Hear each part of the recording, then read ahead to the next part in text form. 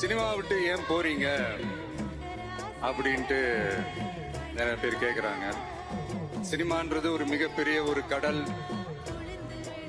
அதுல ஒரு கரையோரமா ஒரு சின்னதா ஒரு மணல் வீடு கட்டணும்னு தான் நான் ஆசைப்பட்டேன். பட் அதே ஒரு மாளிகையா மாத்தி தந்தது நீங்க எல்லாரும் தான். அது மட்டும் இல்ல, நான் சினிமாக்கு வரும்போது இது எல்லாருக்குமே தெரிஞ்ச விஷயம் தான். இந்த பழைய கதை தான்.